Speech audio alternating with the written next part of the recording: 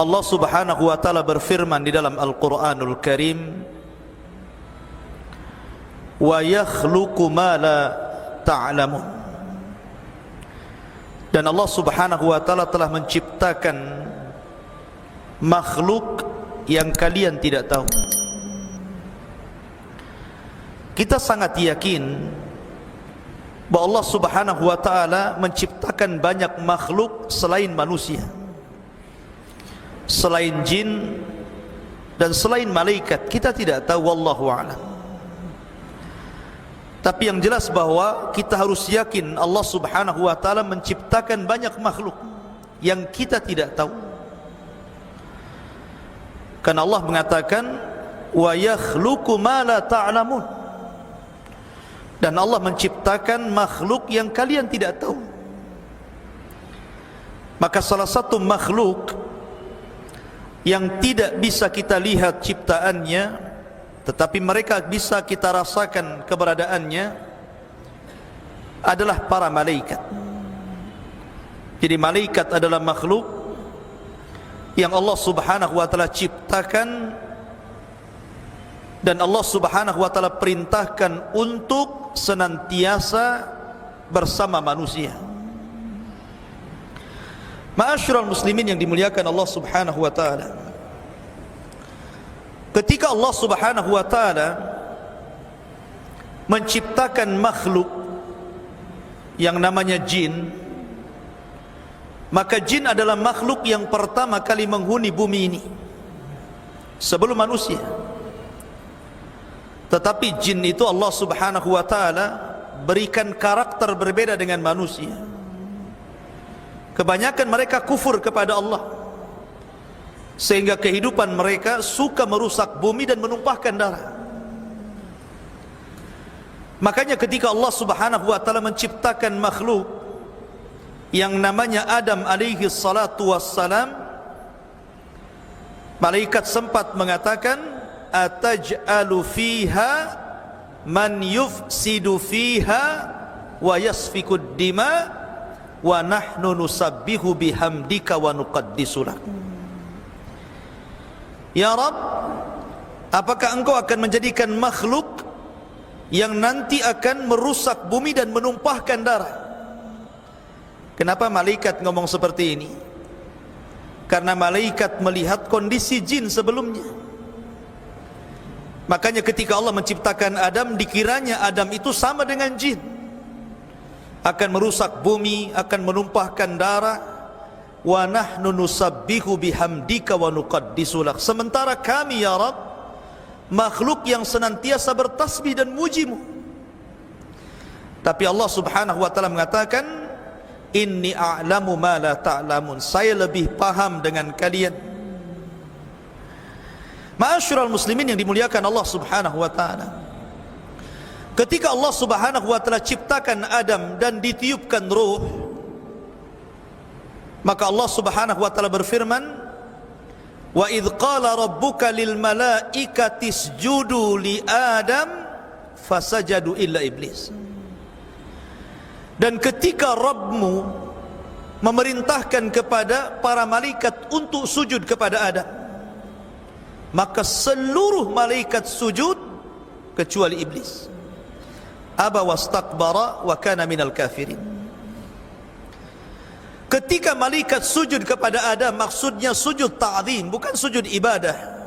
Karena sujud ibadah tidak boleh diberikan kecuali kepada Allah. Yang dimaksud sujud ta'zim itu sujud penghormatan. Malaikat hormat kepada Adam. Sejak sujudnya para malaikat kepada Adam alaihi salatu wassalam, maka sejak itu ada hubungan baik antara malaikat dan seluruh anak keturunan Adam. Sejak sujudnya para malaikat kepada Adam, maka sejak itulah ada hubung kait antara malaikat dengan seluruh anak cucu Adam. Makanya Adam alaihi salatu wassalam ketika belum ditiupkan ruh, maka iblis itu selalu datang dan melihat-lihat. Terkadang iblis masuk ke telinganya Adam, terkadang masuk ke lubang hidungnya karena belum ditiupkan roh, masih berupa patung keras. Kemudian iblis mengatakan, lau sullitu alayya la ahlakan, kalau seandainya makhluk ini diserahkan kepadaku, kuhancurkan dia. Dan nampak hasadnya di sini. Belum lagi ditiupkan roh, iblis sudah hasad tuh sama Adam. Makanya kemudian ketika Allah Subhanahu wa taala meniupkan ruh kepada Adam, Adam kemudian meminta bantuan kepada Allah Subhanahu wa taala karena lemahnya dia di hadapan iblis. Maka Allah Subhanahu wa taala menjanjikan kepada Adam, setiap lahir anak keturunan Adam, maka Allah Subhanahu wa taala akan mengutus malaikat untuk menjaga Bani Adam dari gangguan syaitan. Itu menunjukkan ada hubung kait.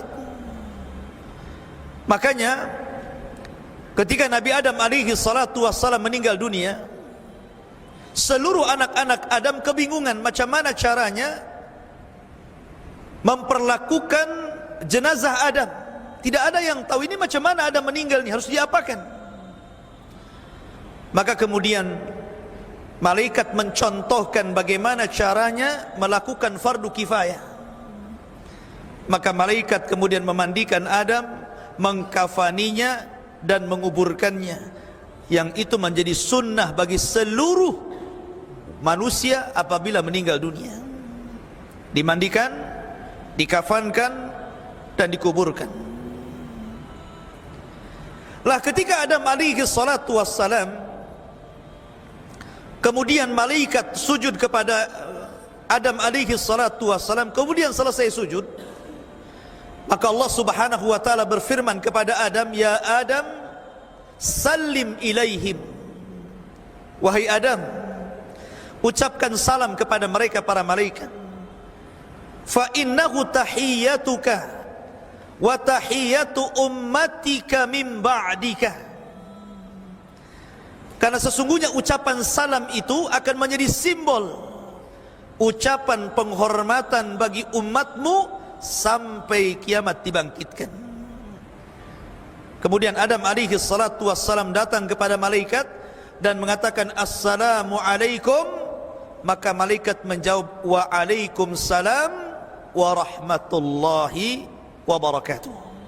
Maka malaikat menambah, wa rahmatullah.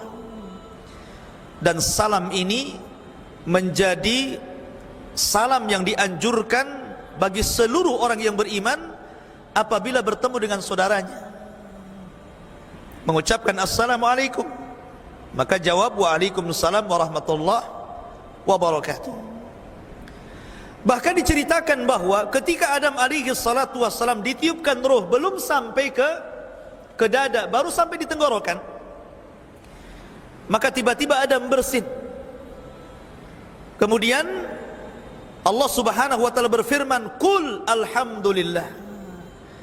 Katakan ya Adam, alhamdulillah, segala puji bagi Allah. Makanya kemudian disunahkan kalau antum bersin mengucapkan alhamdulillah. Maka malaikat di sekitarnya langsung mendoakan Nabi Adam dan mengatakan yarhamukallah. Jadi antum kalau mendengar bersin, ucapkannya apa? Yarhamukallah. Lah dari cerita ini, ikhwatu fiddin muliakan Allah Azza wa Jal, kita nampak ada hubung kait antara malaikat dengan Adam. Maka begitu juga akan terjadi hubung kait malaikat ini dengan seluruh anak keturunan Adam sampai kematiannya, sampai ketika mereka berada di padang mahsyar, sampai kemudian mereka sedang dihisab, sampai pun ketika masuk ke dalam sorga.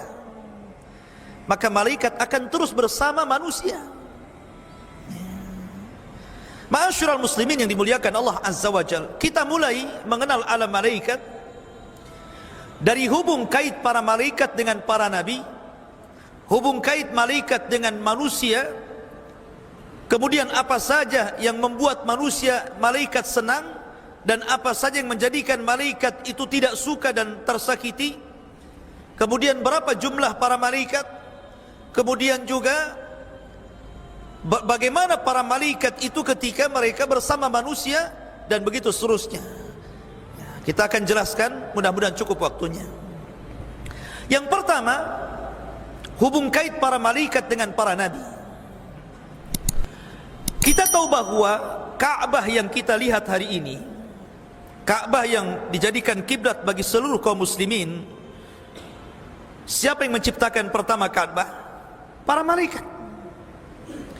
Malaikatlah yang pertama kali membangun Ka'bah.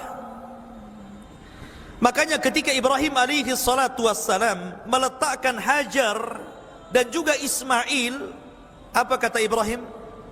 Rabbana inni askantu min dzurriyyati biwadin ghairi di zar'in inda baitikal muharram.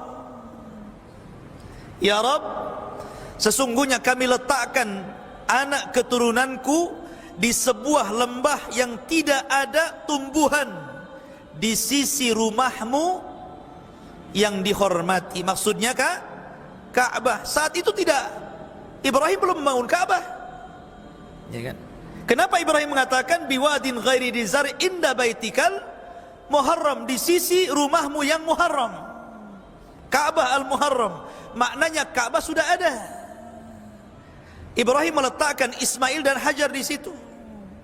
Cuman karena lamanya waktu, Ka'bah itu kemudian roboh, sehingga tinggal pondasinya yang sudah terkubur tanah.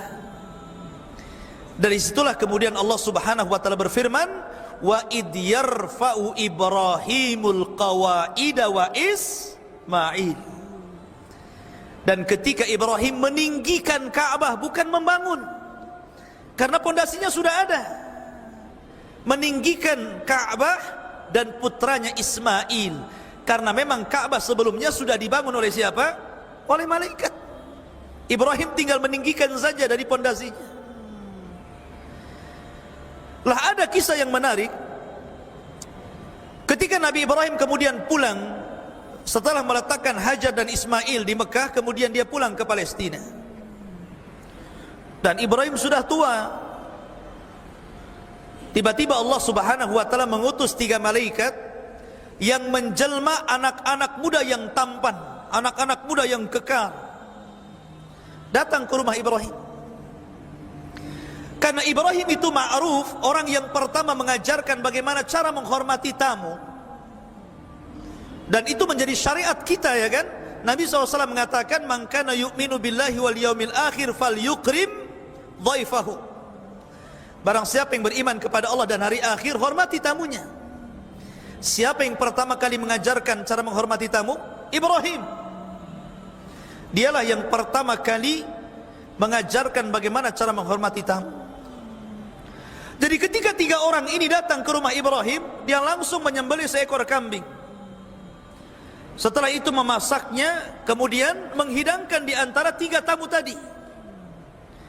Rupanya jangan lagi memakan, nengok saja tidak.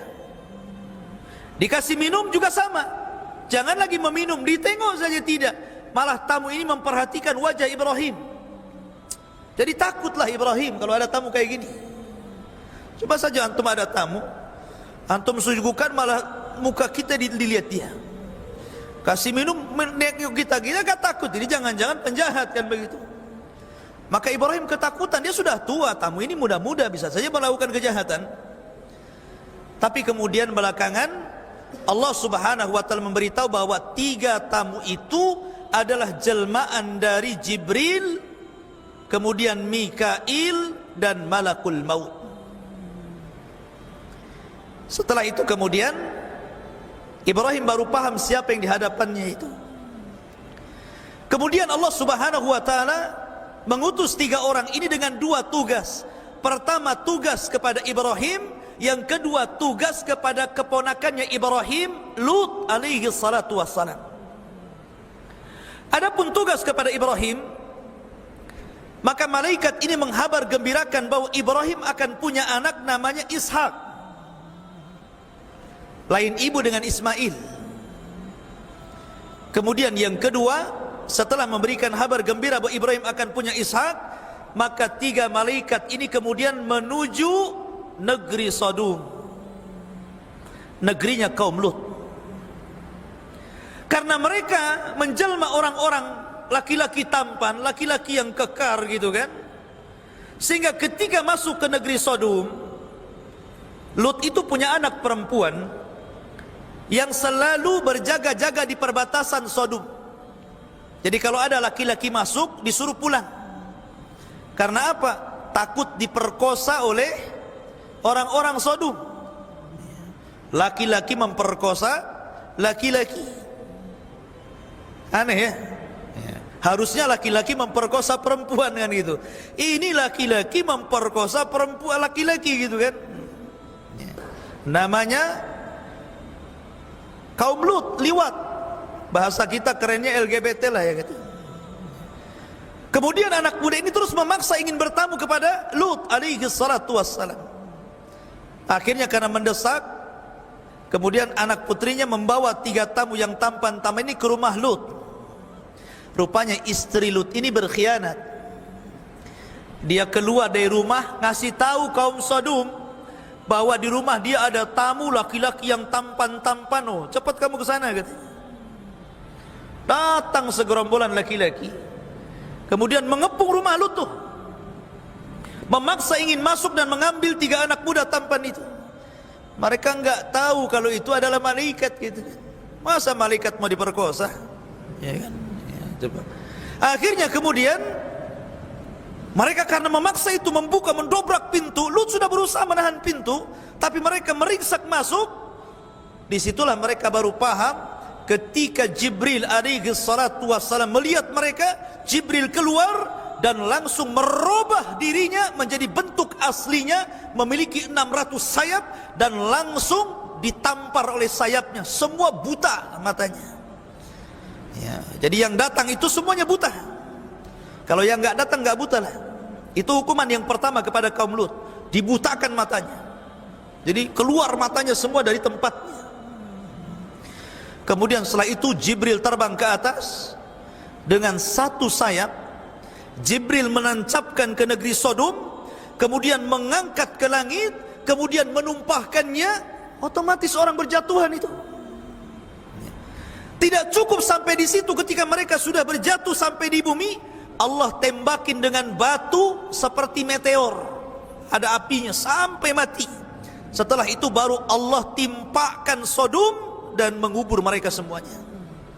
Dari sinilah kemudian Ali bin Abi Thalib radhiyallahu an mengambil istimbat hukum bagi para pelaku homoseksual, bahwa mereka bukan dirajam, tetapi mereka dibawa ke atas bukit atau ke atas gedung, kemudian dilempar, setelah itu dirajam dari atas. Seperti Jibril memperlakukan negeri Sodom, dinaikkan dulu, kemudian diruntuhkan, baru ditembakin batu. Begitu ya. Tapi ini tugas pemerintah, bukan tugas antum. Nanti antum tangkepin pula itu orang-orang di jalan itu. Ya. Dibawa ke yang tinggi, dilempar-lemparnya. Ya. Ma'asyiral muslimin yang dimuliakan Allah Azza wa Jalla. Lah dari sini ikhwatu fillah, di sini ada hubung kait malaikat dengan Nabi Lut, dan ada hubung kait malaikat dengan Ibrahim. Kemudian kisah yang lain, kisah Nabi Daud alaihi salatu wassalam, raja kedua Bani Israel setelah Talut, Daud, kemudian Sulaiman. Itu 3 raja Bani Israel. Nabi Daud alaihi salatu wassalam terkenal ahli ibadah. Makanya kesehariannya Daud itu menjadikan 1 hari untuk melayani rakyatnya, 1 hari untuk memfokuskan ibadah dia dengan Robnya, dan 1 hari untuk mengurus keluarganya. Jadi Daud membagi 3 tuh. 1 hari untuk melayani rakyatnya, setelah itu 1 hari besoknya dia fokus untuk ibadah kepada Rabbnya, 1 hari berikutnya baru dia melayani keluarganya. Jadi kalau dia sedang fokus ibadah atau sedang melayani keluarga, datang kaumnya mengadu, tidak akan direken sama Daud alaihi salatu wassalam. Kenapa? Karena ada waktu harinya. Sampai suatu ketika ada 2 orang yang bertengkar tuh, ingin cepat diselesaikan masalahnya, datang kepada Nabi Daud pada hari di mana Daud sedang beribadah kepada Allah. Daud tidak peduli, kenapa? Nunggu 3 hari lagi lah. Ini hari saya beribadah, jangan diganggu. Maka akhirnya Allah Subhanahu wa taala mengutus dua malaikat menguji Daud. Dengan cara apa? Dua malaikat ini menjelma dua orang yang sedang bertengkar, kemudian naik pagarnya istana Daud. Padahal dikunci itu. Pagarnya tinggi, orang nggak bisa masuk. Ya kan? Nggak ada orang yang bisa masuk dan meloncat pagar. Jadi ketika dua orang jelmaan malaikat ini meloncat pagar, otomatis Daud takut lagi itu. Nggak ada orang yang bisa meloncat pagar, kenapa orang ini bisa gitu kan? Ketakutan Daud gitu kan? Maka kedua orang ini mengatakan, wahai Daud, kami ini orang yang sedang bertengkar, tolong damaikan kami. Akhirnya kemudian Nabi Daud akhirnya sudah reda dan mengatakan, ada apa dengan kamu? Kemudian orang ini mengatakan, saya punya begini, orang ini begini. Tapi Daud kemudian tergesa-gesa memberikan jawaban. Harusnya seorang mufti harus hikmah dalam menjawab. Kenapa? Karena ketika kita menjadi seorang hakim kemudian memutuskan perkara, tidak boleh sembarangan, sebab dampaknya nanti bahaya. Makanya harus hikmah. Hikmah itu terdiri daripada ilmu, kehati-hatian dan kelembutan. Itu namanya hikmah. Ya. Tetapi Daud tergesa-gesa, makanya Allah tegur ketika itu. Dari kejadian ini Daud sudah tidak membagi lagi harinya. Dia fokus untuk menjadi hakim yang adil kepada rakyatnya. Dari sini menunjukkan apa? Ada hubung kait malaikat dengan Nabi Daud alaihi salatu wassalam. Kemudian cerita berikutnya, cerita tentang kisah Maryam dan Zakaria. Kita tahu bahwa Nabi Zakaria ini pamannya Maryam. Dan Maryam ini terlahir dari keluarga Imran. Dan keluarga Imran ini keluarga penghuni Baitul Maqdis. Karena solehnya, maka Allah Subhanahu wa taala cantumkan dalam satu surat namanya Al-Imran.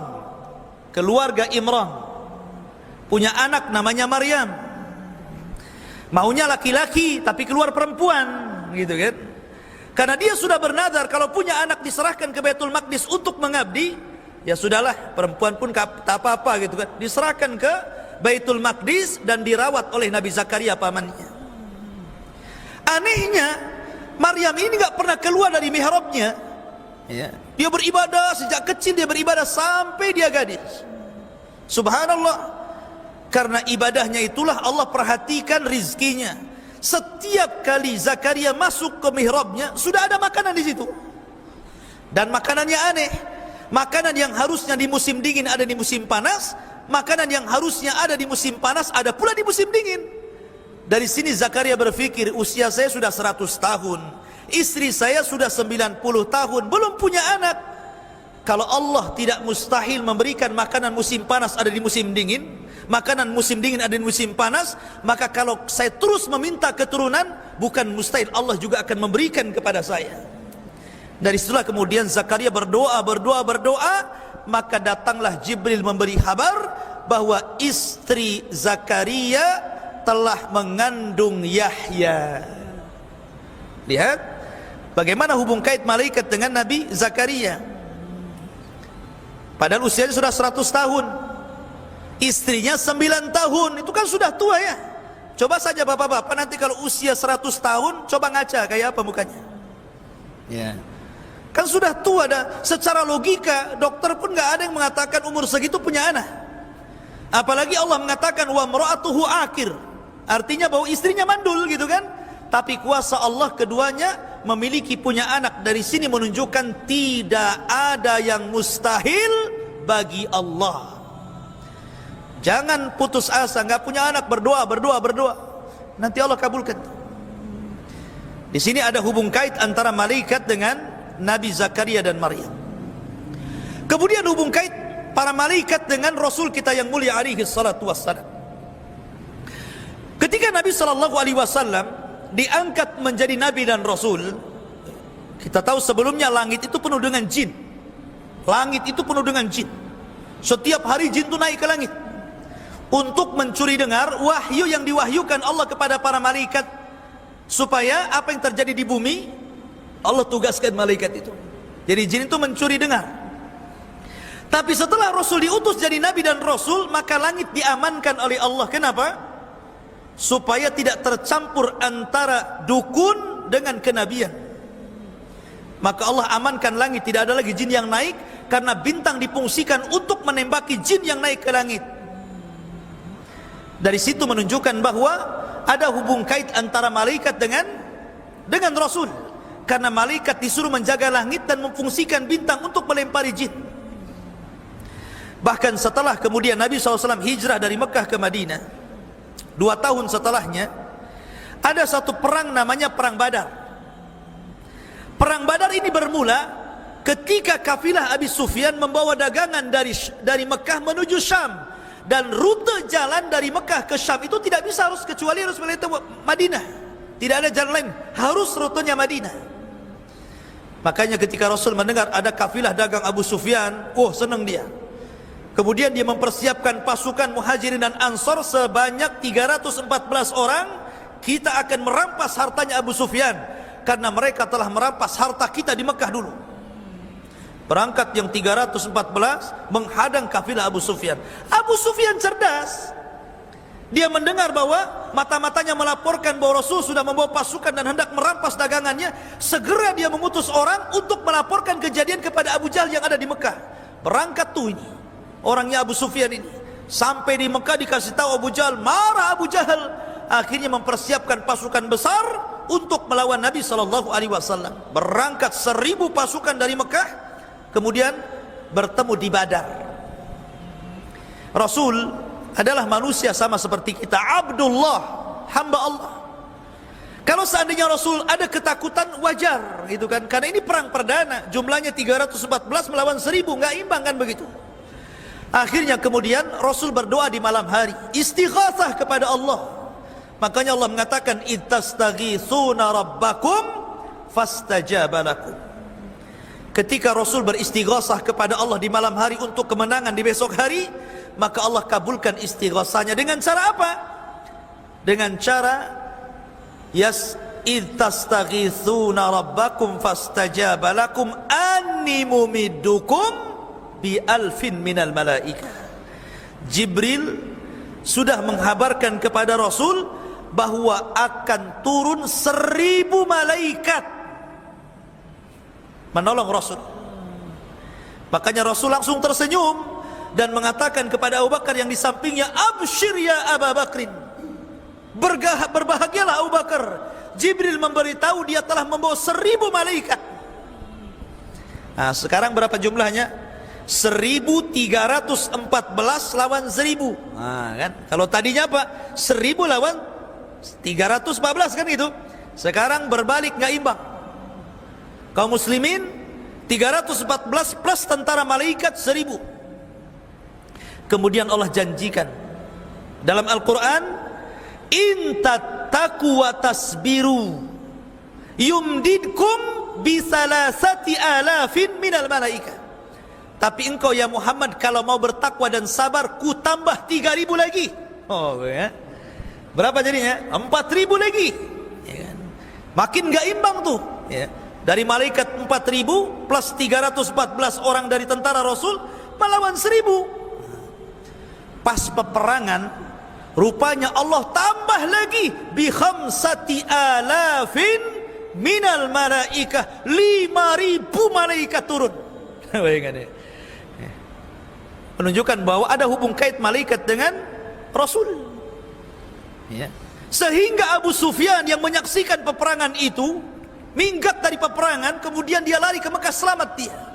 Dia cerita kepada Abu Lahab, sungguh aku melihat kepala-kepala pasukan kita melayang tanpa tahu siapa yang menebasnya.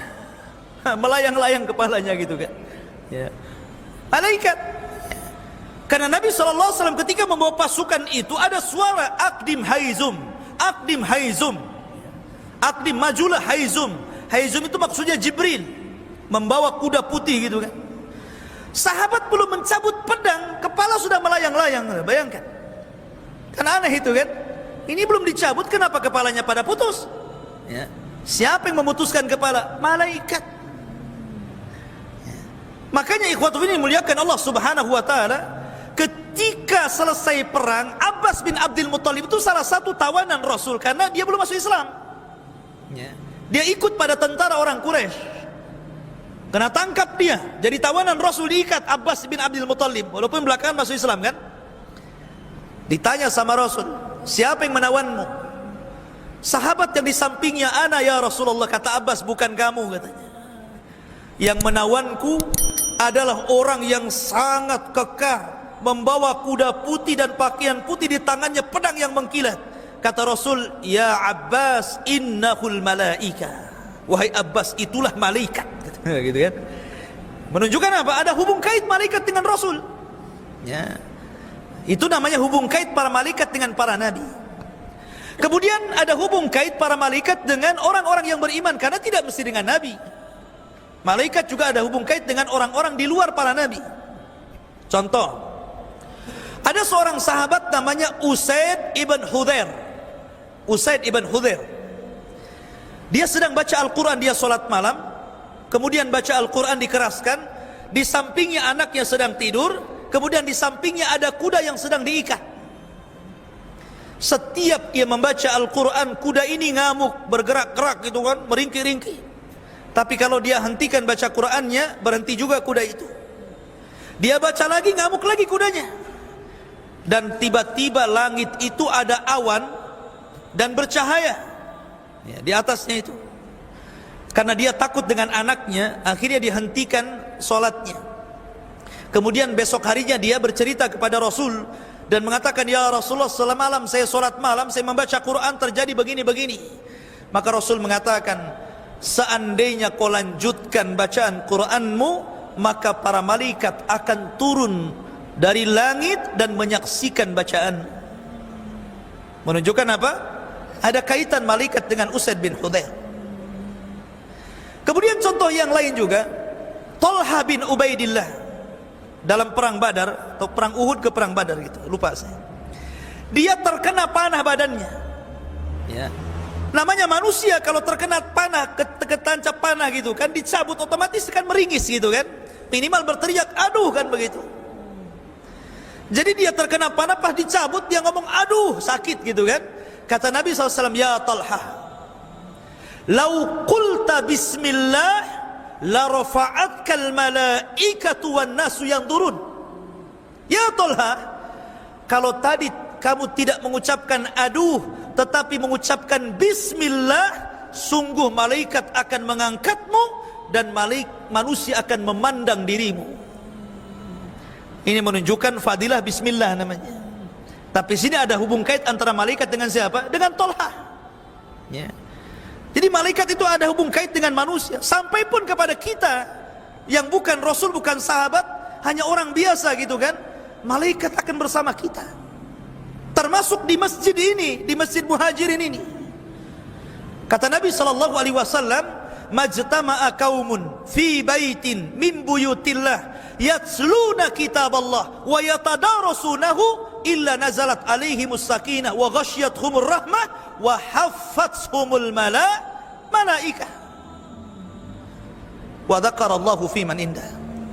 Siapa yang berkumpul di salah satu rumah dari rumah-rumah Allah, dibacakan Quran, dibacakan hadis Nabi, dipelajari Quran dan hadis Nabi tersebut, kecuali turun padanya rahmat dan ketenangan, wa haffathumul malaikah. Malaikat dari mana-mana akan datang, kemudian akan mengerubungi kita di atas masjid, sampai akhirnya malaikat akan bertumpuk-tumpuk sampai ke langit. Dalam sebuah riwayat, malaikat yang paling ujung ditanya sama Allah Subhanahu wa taala, bahasa kita, ngapain kau kumpul-kumpul di sini gitu, numpuk di sini nggak ada apa gitu maksudnya. Ya. Maka malaikat menjawab, karena hamba-hambamu ya Rabb yang di bawah, mereka sedang berzikir kepadamu dan bertasbih. Kata Allah, madza yuridu ibadi, apa yang dikehendaki hambaku? Maka malaikat mengatakan, yuridunal jannah wa yakhafuna minan nar. Orang-orang itu sedang mengharap surga dan takut kepada neraka. Kenapa? Karena tujuan orang belajar itu, man salaka tariqan yaltamisu fihi ilman sahalallahu bihi tariqan ilal jannah. Itu tujuan orang belajar kan? Siapa yang meniti sebuah jalan, di sana ada ilmu agama, maka Allah mudahkan jalannya ke surga. Maka Allah mengatakan, aku kabulkan keinginan mereka dan aku amankan mereka dari adab Allah Subhanahu wa ta'ala. Jadi malaikat akan bersama kita.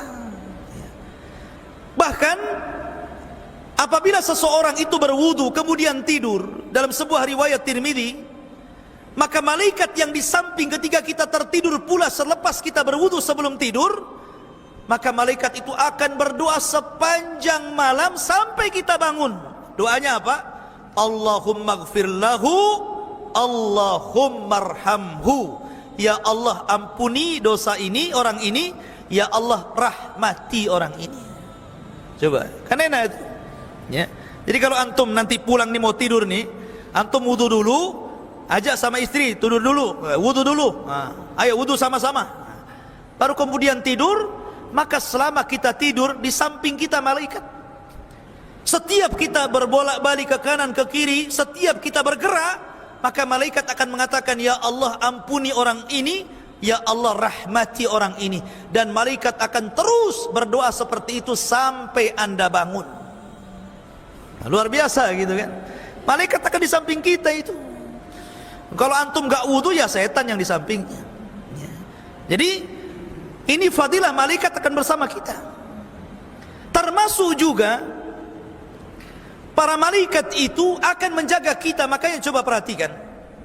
Coba seandainya antum malam ini jangan tidur di kamar, tidur di teras. Teras rumah antum di luar, antum tidur di situ. Ya. Kemudian antum bangun, ada nggak semut masuk telinga antum? Ada nggak tiba-tiba bangun kecoa di sini? Ada? Atau tiba-tiba ada lipan di sini, kok banyak lipan di telinga saya ini? Nggak ada kan? Nggak ada. Siapa yang menjaga? Siapa yang menjadikan semut tidak masuk ke lubang hidung? Siapa yang tidak menjadikan kecoa masuk ke telinga? Siapa yang tidak menjadikan lipan itu masuk ke mulut? Kata Mujahid, seorang tabi'in ahli tafsir, mengatakan, karena Allah mengutus malaikat untuk menjaga hamba-hambanya. Wa inna alaikum lahafidhin. Dan Allah berikan kepada kalian malaikat para penjaga. Malaikat penjaga beda dengan Raqib dan Atid. Kalau Raqib dan Atid pencatat. Kalau penjaga kita itu, kalau seandainya Allah takdirkan kita sedang di jalan, harusnya kita ditabrak, akhirnya tidak jadi ditabrak. Harusnya kita nabrak, tidak jadi nabrak. Harusnya kita jatuh, tidak jadi jatuh. Siapa yang menjaga kita seperti itu? Malaikat. Cuman kan kita tidak tahu, kalau Allah takdirkan Allah menyingkap malaikat, tentu kita akan melihat malaikat di mana-mana. Karena malaikat gaib bagi kita tidak bisa melihatnya. Dan itu menunjukkan bagaimana para malaikat itu bersama Bani Adam. Tetapi ada hal-hal yang terkadang malaikat tersakiti dengan kita. Contoh, Nabi SAW mengatakan bahwa pernah mengusir orang yang ketika masuk ke masjid mulutnya bau bawang. Ya kan? Mungkin kalau zaman sekarang bau rokok lah ya. Kalau zaman dulu kan makan bawang mentah. Sekarang kan jarang orang makan bawang mentah kan. Ya bau rokok lah. Makanya kalau para perokok anda yang belum bisa meninggalkan rokok, kalau masuk masjid jangan kumur-kumur dulu lah kan gitu. Baru masuk gitu. Atau bawa minyak gitu. Tapi kan tidak bisa juga, tetap aja kan bau kan ya. Kenapa kemudian dilarang orang yang makan bawang masuk ke masjid? Ada alasannya, kata Rasul, fa innal malaikata tata'adza mimma yata'adza bihi banu Adam. Karena malaikat tersakiti dengan bau orang ini sebagaimana anak Adam tersakiti kalau ada di sampingnya. Coba saja, kalau antum sholat, di samping antum ini sudah nggak mandi 5 tahun, 5 kali, ya. Mungkin berapa hari gitu kan, nggak mandi, ya. Ketiaknya nggak pernah dikasih Rexona, ya kan. Mungkin antum mikir-mikir, gara-gara, nggak khusyuk antum, tersakiti kan dengan orang sebelah itu, ya. Sebagaimana orang tersakiti kalau di sampingnya ada orang yang sangat bau, maka malaikat tersakiti juga dengan orang yang bau itu, menunjukkan malaikat tersakiti dengan Bani Adam. 2. Ketika malaikat Jibril hendak masuk ke rumah Rasul, tiba-tiba nggak mau masuk. Rasul mengatakan, ya Jibril, udkhul, masuk. Jibril nggak mau. Rupanya alasannya karena di rumah Rasul itu ada tirai Aisyah, ada gambar makhluk yang bernyawa di situ. Kemudian oleh Jibril diisyaratkan ke gambar itu, oleh Rasul diambil gambarnya, digulung-gulung kemudian dibuang. Maka Jibril mengatakan, aku tidak mau masuk karena di rumahmu ada gambar yang bernyawa. Kalau kau mau potong kepalanya, atau kalau kau mau jadikan dia alas dan dihinakan di sana. Menunjukkan malaikat tersakiti dengan gambar kan, dengan gambar yang bernyawa maksudnya. Ataupun tersakiti dengan orang yang memelihara anjing, malaikat rahmat tidak akan masuk. Termasuk rumah yang banyak patungnya, malaikat juga tersakiti di situ. Lah di situ ikhwatu fillah menunjukkan bahwa malaikat pun tersakiti dengan anak Adam. Sebagaimana juga malaikat sangat senang apabila ada anak Adam yang beriman, bertakwa dan beribadah kepada Allah Subhanahu wa taala. Malaikat senang. Malaikat sangat senang sehingga malaikat akan terus menjaganya. Ma'asyiral muslimin yang dimuliakan Allah Subhanahu wa taala. Kemudian juga para malaikat ikhwatu fillah dimuliakan Allah Subhanahu wa taala, memiliki jumlah yang banyak. Jumlah mereka tidak bisa dihitung dengan jari, dengan kalkulator, dengan apapun alat yang bisa menghitung. Malaikat tidak bisa terhitung, saking banyaknya. Dan itu dilihat oleh Rasul ketika Rasul Mi'raj ke langit, kemudian sampai di satu tempat namanya Baitul Ma'mur.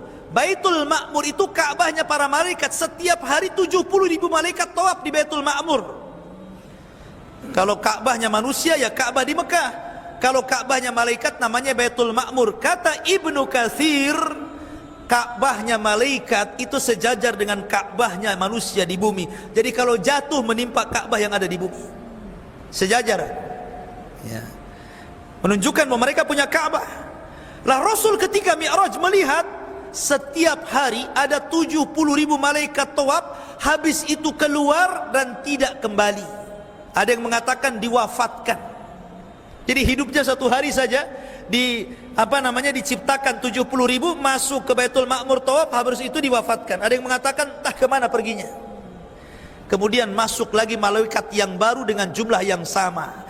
Hari itu juga keluar, besoknya masuk lagi dengan jumlah yang sama. Hari itu keluar, kemudian besoknya malaikat baru dengan jumlah yang sama. Begitu setiap hari. Coba anda bayangkan berapa tuh jumlahnya tuh. Makanya Rasul mengatakan setiap satu jengkal di langit itu ada malaikat yang sedang menata saf dalam rangka beribadah kepada Allah Azza wa Jalla. Jumlah mereka banyak, ya kan? Dan di antara ikhwatu fiddin, walaupun jumlah itu para malaikat, mereka sudah dibagi-bagi tugas. Bukan mereka sesuka hati, tidak. Mereka sudah dibagi tugas oleh Allah Azza wa Jalla dengan seluruh tugas yang ada di alam semesta ini. Ada malaikat yang tugasnya menurunkan wahyu saja seperti Jibril. Ada malaikat yang tugasnya ngirim hujan seperti Mikail. Mikail tidak sendirian, ada malaikat-malaikat yang lain yang membantunya. Makanya ada satu kisah dalam Sahih Muslim kalau tidak salah, Nabi SAW menceritakan tentang dua orang yang memiliki dua kebun. Tiba-tiba ada awan ini berjalan sampai ke atas kebunnya seseorang. Tiba-tiba mengeluarkan hujan. Anehnya hujan itu hanya ada di kebun itu saja. Jadi kebunnya luas, ya, tapi hujannya hanya di situ saja. Ini satu petak gitu kan. Ini banyak kebun orang, tapi awan itu hanya menghujani petak itu saja. Dan memanggil-manggil nama orang pemilik kebun itu dari atas. Jadi orang yang mengikuti awan itu dari belakang penasaran, kenapa awan itu asik di situ saja? Setiap ada awan di situ lagi gitu kan, dan tidak menghujani kebun sekitarnya. Akhirnya kemudian dia bertanya kepada penghuni kebun itu yang memiliki, siapa namanya? Si Anu. Rupanya persis apa yang ia dengar namanya dengan apa yang ia dengar dari langit. Kemudian ditanya, amalanmu apa gitu kan? Kok bisa kebunmu selalu dihujani? Maka dia mengatakan, karena aku jadikan hasilku 3 bagian. 1 bagian untuk bibit, 1 bagian aku infakkan, 1 bagian untuk keluargaku. Setiap panen. Ya. Dari sini menunjukkan ma naqasa min mali sadaqah. tidak mungkin berkurang harta yang disedekahkan. Bahkan Al-Imam Ibnu Katsir rahimahullahu taala menyebutkan satu riwayat dari Ibnu Asakir.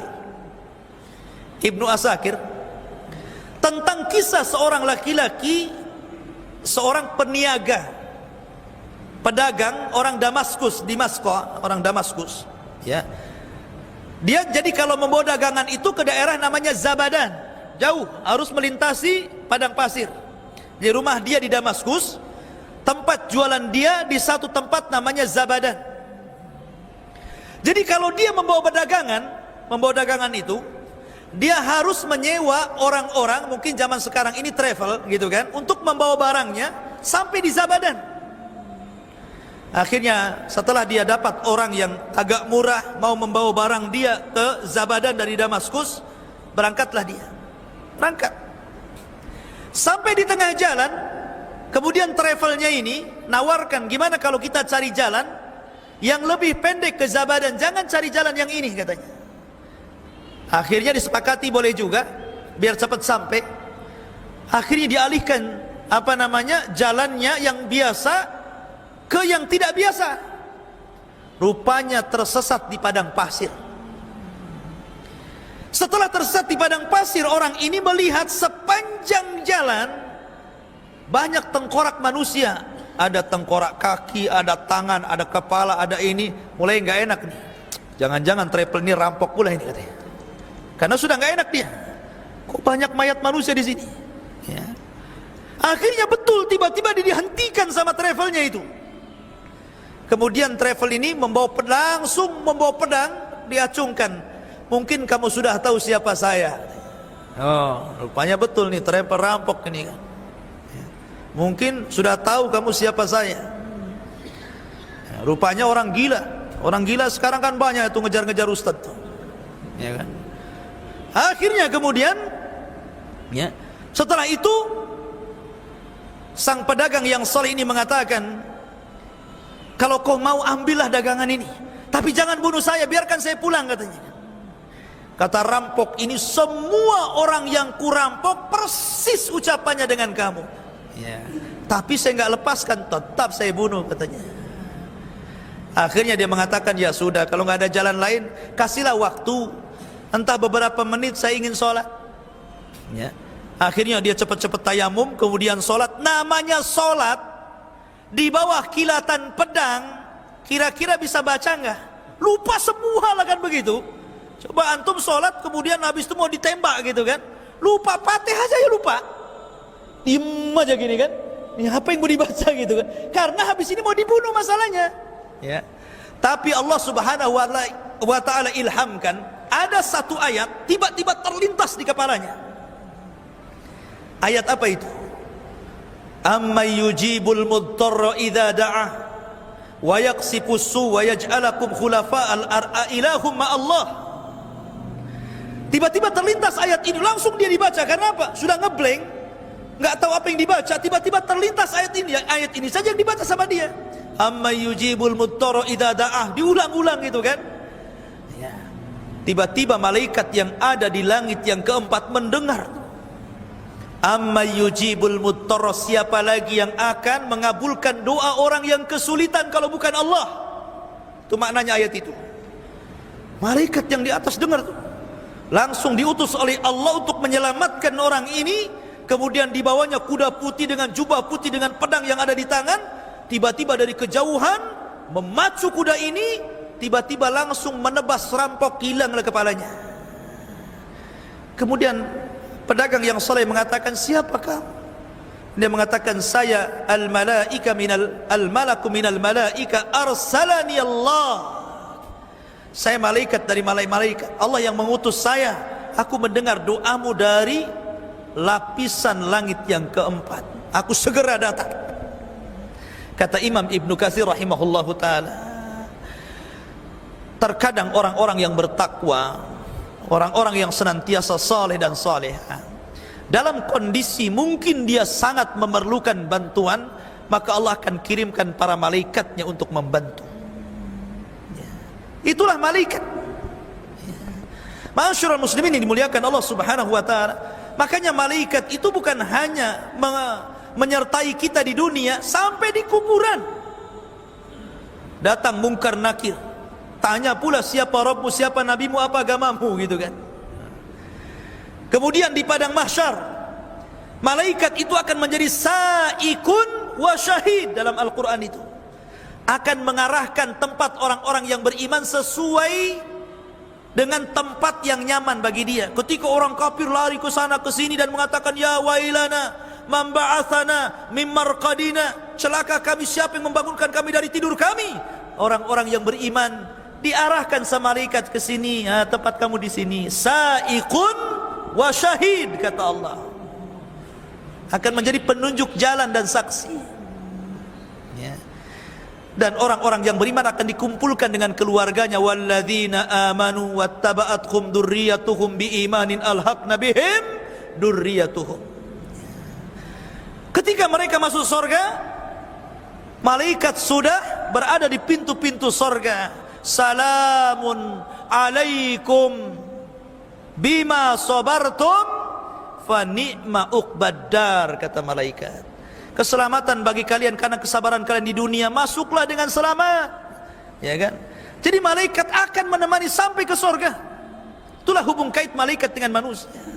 Dan malaikat bisa kita rasakan, bukan kita tidak bisa merasakan. Jadi kalau ada kemudian perasaan-perasaan ingin ibadah, giat ngaji, ingin melangkahkan ke pengajian, itu hakikatnya dorongan ini dari malaikat. Atau ada orang-orang yang ingin hijrah, nah, sekarang kan sibuk-sibuk tuh bahasa hijrah gitu kan. Hijrah, ingin hijrah gitu. Siapa yang mendorong dia ingin hijrah? Malaikat, ya. Hijrah, ingin hijrah dari yang tadinya maksiat jadi taat, yang tadinya tidak berhijab jadi berhijab, yang tadinya nggak pernah ngaji rajin ngaji. Siapa yang mendorong hijrah itu? Malaikat yang mendorong hijrah itu. Jadi ini keberadaan malaikat sama dengan keberadaan setan, kita bisa rasakan. Maka dari sini alamul malaika kita harus yakin, karena satu di antara rukun iman al-imanu bil malaikah. Kalau anda kufur dengan malaikat, kafir anda, telah mengingkari Quran dan sunnah Nabi SAW. Wallahu a'lam.